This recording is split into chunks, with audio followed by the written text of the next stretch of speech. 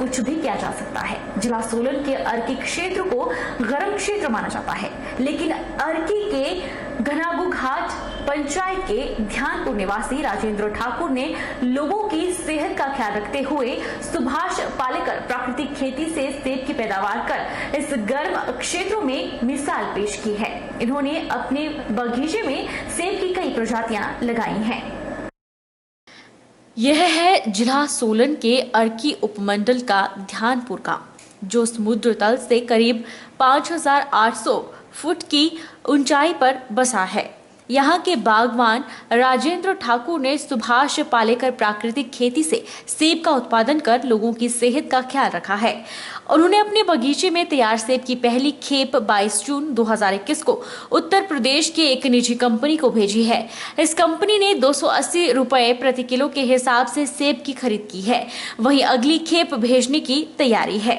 राजेंद्र ठाकुर ने जहां पिछले वर्ष अनाए द्वार फेस्ट, गोल्डन एहरीमेन, एरेडेलम, गाला एजरोन माइन और स्कारलेट 2 सेब की किस्मों के पौधों से पैदावार को लेकर सबको आश्चर्यचकित किया था।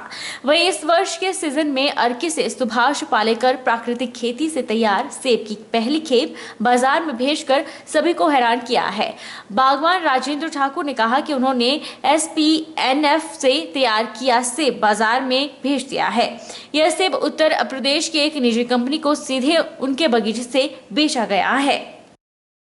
हमारे पास जितने भी फ्रूट हैं, यहाँ पे एप्पल फ्रूट है, वो सारे SPNF यानी सुभाष पालेकर नेचुरल फार्मिंग जो मेथड है उसी को हम फॉलो करते हैं। यहाँ पे इस वर्ष जो है 1 महीना एडवांस में हम क्रॉप लेने जा रहे हैं। वो जलवायु जो चेंज हुआ है, आपका वातावरण जो चेंज हुआ है, एनवायरमेंट जो चेंज हो रहा है, उसकी वजह से हमारे को 1 महीना पहले क्रॉप आ रही है। और फर्स्ट लॉट जो है हमारा ऑलरेडी उत्तर प्रदेश की एक निजी कंपनी ने परचेज किया है डायरेक्ट हमारे औचार से, जिसका जो मूल्य है 280 रुपए किलो के हिसाब से तय किया गया है।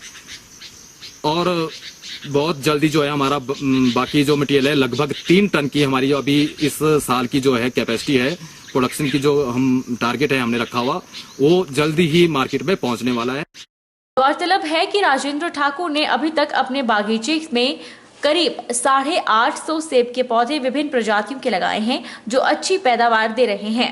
राजेंद्र ठाकुर का लक्ष्य है कि वह अपने क्षेत्र में अधिक से अधिक सेब की पैदावार कर लोगों को इसके प्रति प्रेरित करे, ताकि अर्की उपमंडल के पहाड़ी क्षेत्र भी सेब उत्पादन में एक नाम कमा सके। धार्मिक यात्राओं में कठिनतम पैदल यात्राओं में से एक श्रीखंड महादेव यात्रा पर बीते वर्ष की तरह इस बार भी पूर्ण तौर से प्रतिबंध लगाया गया है। प्रशासन ने लोगों को चेतावनी दी है कि अगर वे श्रीखंड की ओर जाते हुए पकड़े जाते हैं तो उनके खिलाफ डिजास्टर मैनेजमेंट एक्ट के तहत कार्रवाई की जाएगी। उधर श्रीखंड मार्ग में चोटिल हुए युवक को 48 घंटे में रेस्क्यू के बाद सुरक्षित पहुंचाया गया। हिमाचल प्रदेश के कुल्लू और शिमला जिला की चोटियों के मध्य 5,227 मीटर ऊंचाई पर स्थित श्रीखंड महादेव के दर्शन हर साल देश विदेश से हजारों श्रद्धालु यहां आते हैं। मार्ग जोखिमपूर्ण और विकट हालात होने के कारण यात्रा चुनौतीपूर्ण है, लेकिन बीते वर्ष इस वर्ष कोरोना महामारी के चलते इस यात्रा पर आधिकारिक तौर पर पाबंदी लगाई गई है। कुछ रोज पहले 6 युवकों का दल फांचा होते हुए श्रीखंड पैदल ट्रैक पर निकला था, लेकिन श्रीखंड यात्रा मार्ग के आखिरी पड़ाव मजपोन में 25 वर्षीय सचिन ग्लेशियर में फिसलने से चोटिल हो गया था, जिस कारण उसका वहां से आना मुमकिन नहीं था। ऐसे में उसके 5 साथी उसे अकेला वहीं छोड़कर निकल गए। दूरभाष सिग्नल भी न होने के कारण तुरंत संपर्क करना इस मार्ग में संभव नहीं है।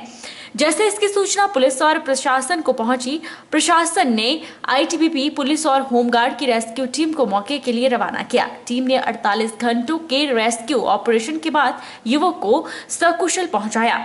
उधर दूसरी ओर इसी दौरान अन्य मार्ग बागी पुल होते हुए 6 सदस्यीय दल भी श्रीखंड महादेव के दर्शन के लिए निकला था, जिसमें तरुण कुमार दिल्ली निवासी की पार्वती बाग के पास बर्फ में पैर फिसलने के कारण चोट लगने से मौत हो गई है।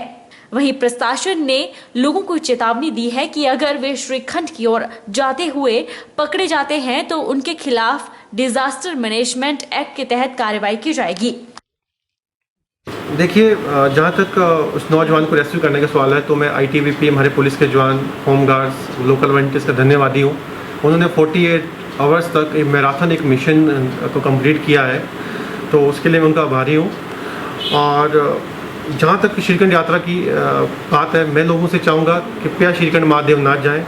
यह रूट जो हमारा जोरी फांचा मार्ग तो आधिकारिक रूप से बंदी है, यहाँ से यात्रा भी आयोजित नहीं होती है, तो बेवजह का रिस्क लेने की ज़रूरत नहीं है।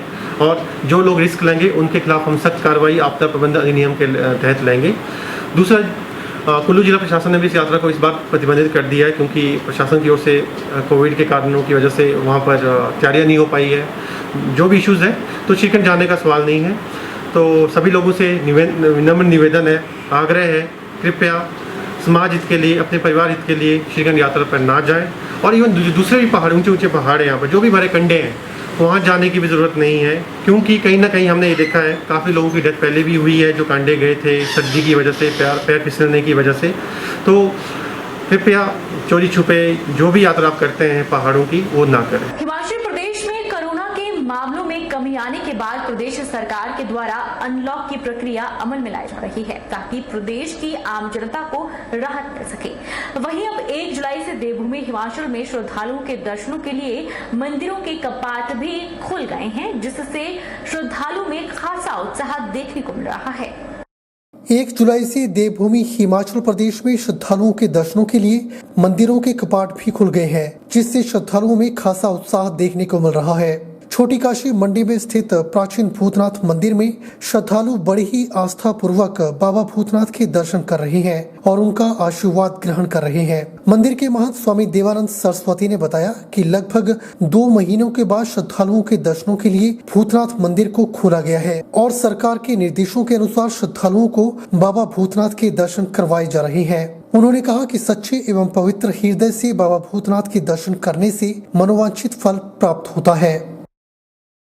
करीब 2 महीना हो गया जब लॉकडाउन लगा हुआ, उस टाइम मंदिर बंद हुए थे पूरे देश में। बाबा भूतनाथ जी का भी मंदिर बंद हुआ था। करीब 2 महीने के बाद में कल सुबह मंदिर पट खोले गए भक्तों के दर्शनार्थ। जैसे भी सरकार का गाइडलाइन है उसका पालन करते हुए मास्क, सैनिटाइजर, थोड़ा दूरी इस हिसाब से तो भक्तों को दर्शन करवाया जा रहा है। और कल सुबह से मंदिर साफ सफाई करवा के और भक्तों के लिए खोल दिया गया था। जब से जो भी भक्त आ जा रहे हैं और दर्शन कर रहे हैं यथावत, और अनुरोध है सभी से जो भी भक्त मंदिर आते हैं दर्शन करने, वो सरकार के गाइडलाइन का पालन करें, मास्क लगाएं और सैनिटाइजर गार्ड यहाँ रहता है जो किसी को भी भीड़ भाड़ ना इकट्ठी करें। श्रद्धालुगण पूरे विश्व में जहाँ जहाँ भी कहीं विराजमान हैं वो बहुत बड़ी आस्था रखते हैं भगवान शंकर से।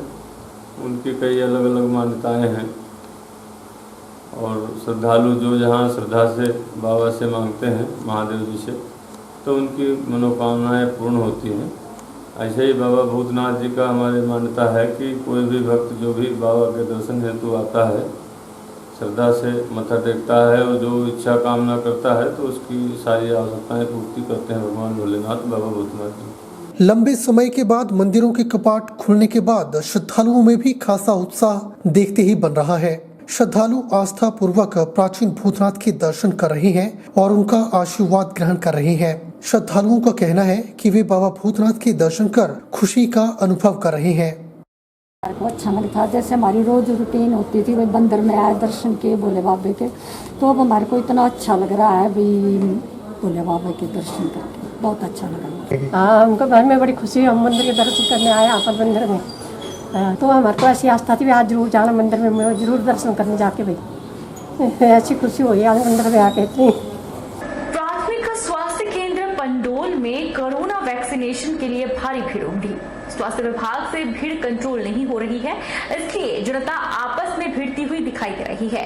रोपड़ी, मतेहर, बाग पंचायत और पिंड बेड़लू पंचायत का कुछ इलाका इस पंडोल स्वास्थ्य केंद्र के अंतर्गत आता है। रोपड़ी पंचायत के प्रधान पुनीत की मांग है कि इस स्वास्थ्य केंद्र में हफ्ते में 4 दिन टीकाकरण किया जाए ताकि तमाम जनता को किसी दिक्कत का सामना न करना पड़े। वक्त चला है छोटे से ब्रेक का। ब्रेक के इस पार फौरन लौटेंगे, आप बने रहिए हमारे साथ।